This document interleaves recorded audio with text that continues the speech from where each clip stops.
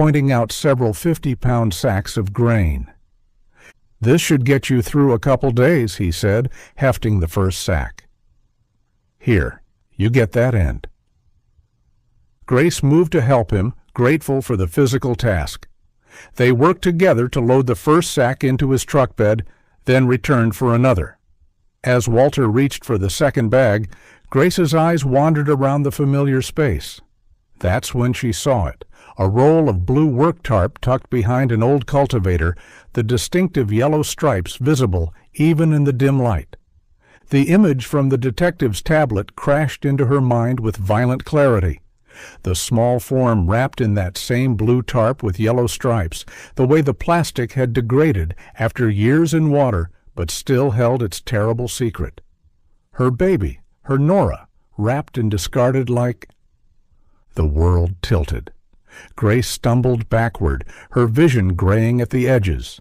She reached out blindly for support, but misjudged the distance, her head connecting hard with a low wooden beam. Pain exploded across her forehead, and she felt herself falling. "Grace!" Walter dropped the grain sack and rushed to her, catching her before she hit the ground. "What happened? Are you all right?" She touched her forehead, and her fingers came away sticky with blood. A small cut, but head wounds always bled freely. "The tarp," she managed to say, pointing with a shaking hand.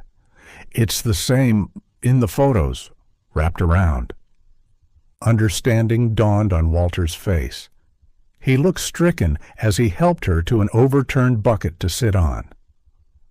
"Oh, God, Grace, I'm sorry. I didn't think... Here, let me get that out of sight." He quickly moved to the tarp, rolling it up tighter and shoving it behind other equipment where it couldn't be seen. When he returned, he had an old but clean rag in his hand, which he pressed gently to her forehead. "I'm so sorry you had to see that," he said, his voice full of genuine remorse.